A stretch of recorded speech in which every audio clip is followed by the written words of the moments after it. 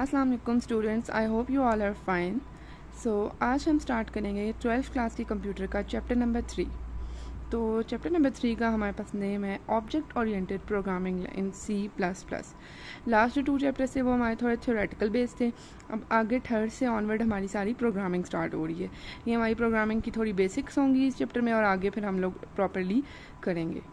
ठीक है, तो ऑब्जेक्ट बेसिकली, इधर मैंने इसका मीनिंग भी लिखा हुआ है। ऑब्जेक्ट बेसिकली फंक्शंस या एट्रीब्यूट्स को कहते हैं। बेसिकली आपने लास्ट टाइम भी एक ऑब्जेक्ट ओरिएंटेड पढ़ा था फर्स्ट ईयर में भी। ओके, तो बेसिकली ऑब्जेक्ट की डेफिनेशन भी मेरे पास यहाँ पर लिखी हुई है।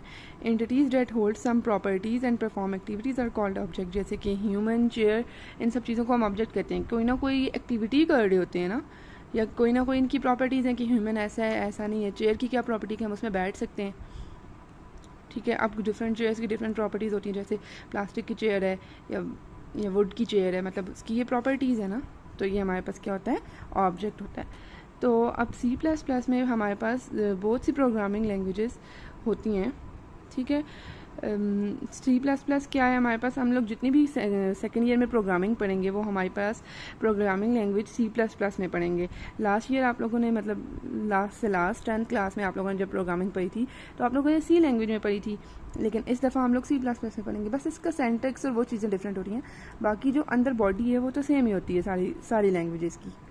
ठीक है, तो आगे आप हायर क्लासेस में और भी डिफरेंट लैंग्वेजेस पढ़ेंगे, जैसे कि यहाँ पर नीचे नाम भी लिखे हुए हैं, ये सारी और भी बहुत सारी प्रोग्रामिंग लैंग्वेजेस होती हैं। ठीक है, अब C++ का इंट्रोडक्शन दिया हुआ है कि C++ एक जनरल पर्पस प्रोग्रामिंग लैंग्वेज है कि जो कि वेरियस कंप्यूटर प्रोग्रामिंग मॉडल्स को सपोर्ट करती है। ठीक है, जैसे कि ऑब्जेक्ट ओरिएंटेड प्रोग्रामिंग। ठीक है, डिफरेंट मॉडल्स को सपोर्ट करती है। डिफरेंट मॉडल क्या होता है, एक रोल, डिफरेंट मतलब कि डिफरेंट टाइप्स, डिफरेंट चीज़ों को सपोर्ट करती है। कह लें आप, मॉडल से आसान वर्ड मुझे नहीं आ रहा जिसको मैं आपको मीनिंग बताऊँ।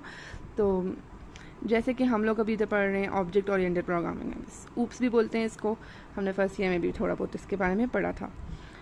एंड जेनरिक प्रोग्रामिंग, ठीक है, ये भी एक प्रोग्रामिंग होती है।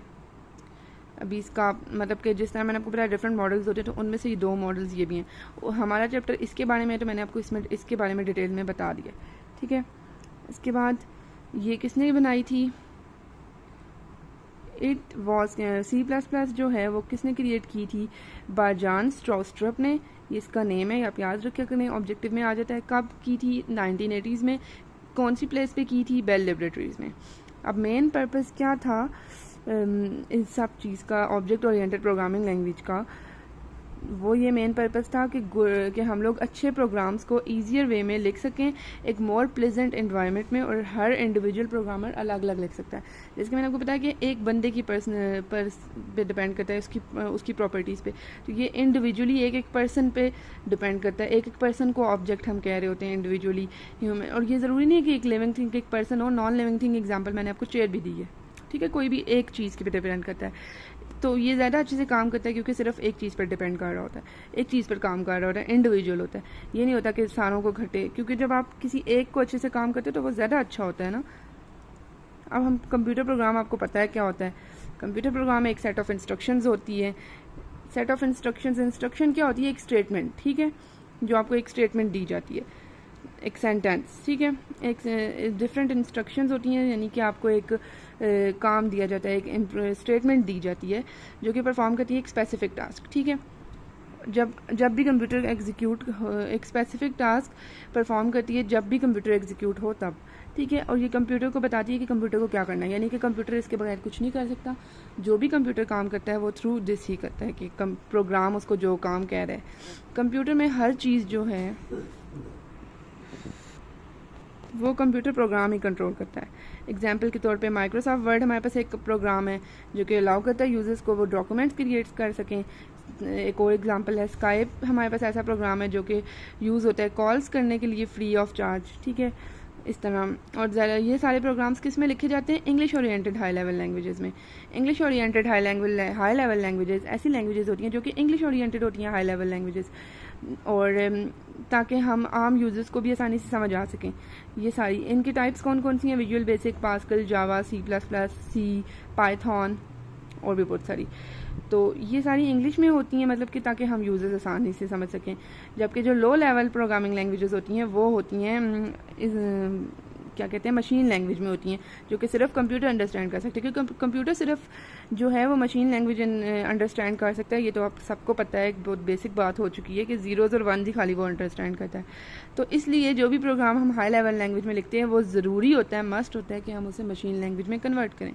उसके लिए हम लोग क्या यूज़ करते हैं, कंपाइलर, जो कि हाई लेवल लैंग्वेज को, जिसको हम सोर्स कोड कहते हैं, उस प्रोग्राम को चेंज करता है मशीन लैंग्वेज वाले प्रोग्राम में, जिसको हम ऑब्जेक्ट कोड कहते हैं।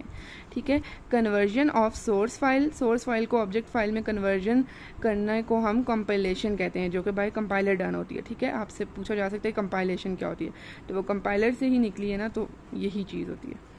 अब नेक्स्ट हमारे पास आ गए हैं header file and reserved words. ठीक है, हेडर फाइल्स क्या होती हैं, C++ में बहुत सारी हेडर फाइल्स होती हैं और उनमें एक ऐसी इन्फॉर्मेशन स्टोर होती है जिसके थ्रू पता चलता है कि ये प्रोग्राम किस काम के लिए यूज़ हो रहा है, या उसका इस प्रोग्राम की फंक्शनैलिटी क्या। ठीक है, फंक्शनैलिटी बताती हैं हमें कि ये जो भी हेडर फाइल है उसके अकॉर्डिंगली हमें पता चलता है कि क्या फंक्शनैलिटी है हमारी।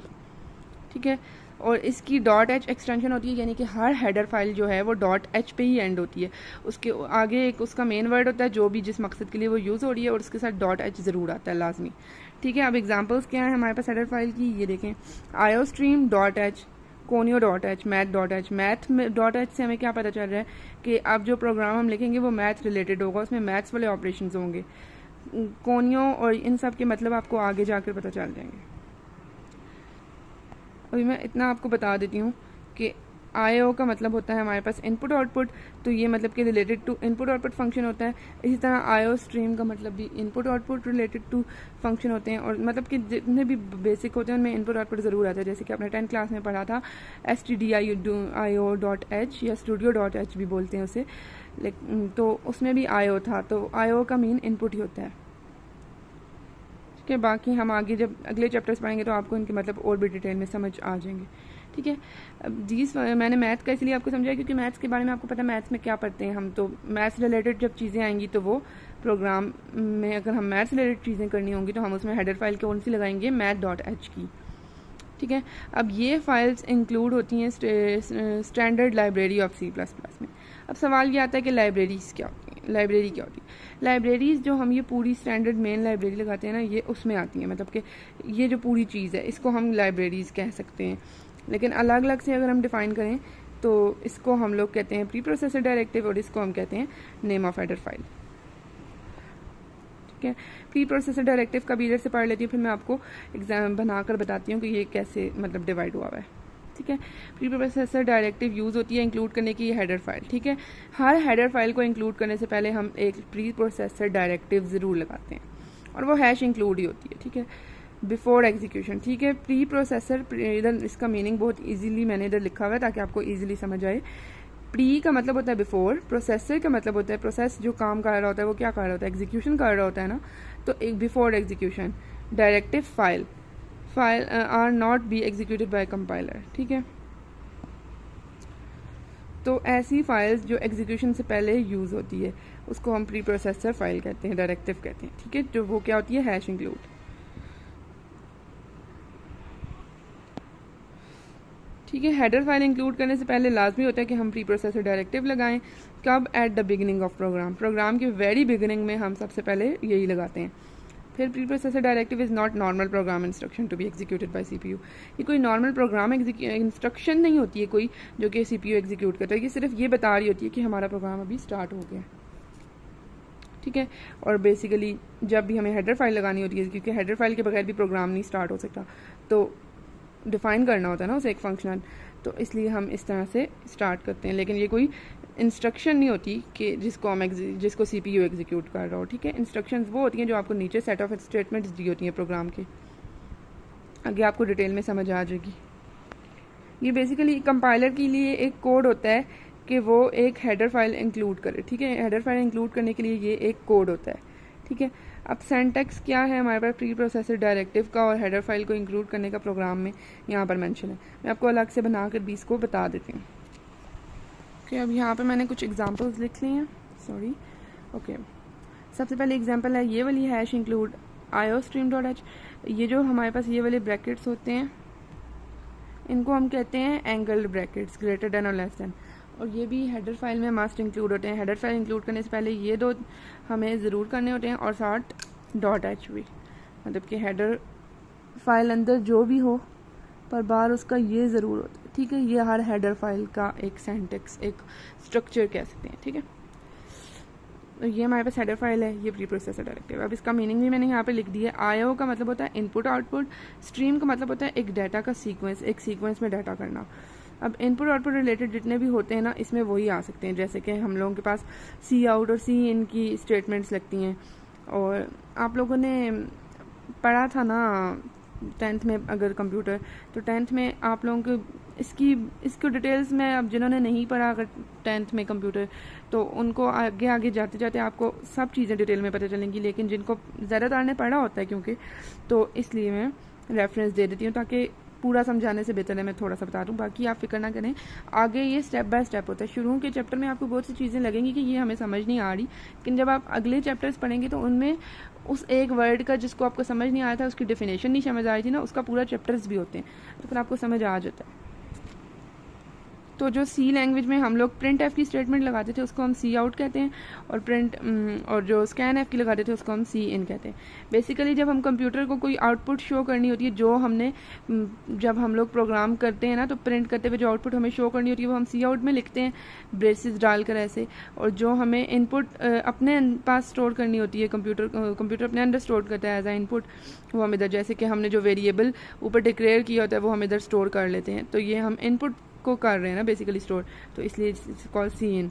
तो अब ये इस तरह की फाइल्स हम इसमें यूज़ कर सकते हैं, मतलब कि जब हम लोग हेडर फाइल लगाएंगे iostream.h, तो हम इस टाइप की फाइल इनको यूज़ कर सकते हैं, क्योंकि ये इनपुट आउटपुट रिलेटेड ही हैं और एक डाटा का सीक्वेंस ही हमें बता रही हैं कि डाटा हमारे पास किस में है, किस तरह से प्रिंट होगा। ओके, नेक्स्ट एग्जाम्पल 2 है हमारे पास, hash include conio.h। Conio, con का मतलब कंसोल, आईओ का मतलब इनपुट आउटपुट, ठीक है। अब ये किस फंक्शन के लिए यूज़ होता है, ये हमारे पास गेट सी एच के लिए यूज़ होता है। गेट सी एच एक ऐसा फंक्शन है जो किसी भी प्रोग्राम, जब प्रोग्राम ख़त्म होता है ना, तो एंड में हम लोग उसके गेट सी एच लगाते हैं, जिससे पता चलता है कि ये प्रोग्राम अब ख़त्म हो चुका है तकरीबन, ठीक है। गेट का मतलब, इसका मीनिंग ये होता है कि गेट का मतलब इनपुट होता है, किसी चीज़ से कोई चीज़ लेना, गेट करना, इनपुट सी एच करेक्टर, ठीक है, यानी कि कोई भी करेक्टर को इनपुट करना। बाकी हम डिटेल में आगे पढ़ेंगे। थर्ड है हमारे पास math.h। मैंने आपको स्टार्ट में भी बता दिया था कि जब math.h की हम लोग लगा देते हैं हेडर फाइल, तो हम उस पूरे प्रोग्राम में मैथ्स वाले फंक्शंस करते हैं, ठीक है। आपकी बुक में भी अगला जो पैराग्राफ नेक्स्ट पेज पे गिवन है, उसमें यही सारी एग्जांपल्स को एक्सप्लेन किया गया जो मैंने आपको इधर अलग से कर दिए हैं। तो आई होप आज का टॉपिक समझ आ गया हो, और जो नेक्स्ट पैराग्राफ है वो आप लोग खुद रीड कीजिएगा। जो मैंने ये सारी एग्जांपल्स एक्सप्लेन की हैं वो वहाँ पे भी यही सब एक्सप्लेनेशन लिखी हुई है थोड़ी थोड़ी। तो फिर भी कोई प्रॉब्लम आए आप कमेंट सेक्शन में बता सकते हैं, और इंशाल्लाह हम नेक्स्ट टॉपिक पढ़ेंगे रिजर्व वर्ड्स नेक्स्ट वीडियो में। और तब तक के लिए अल्लाह हाफिज़।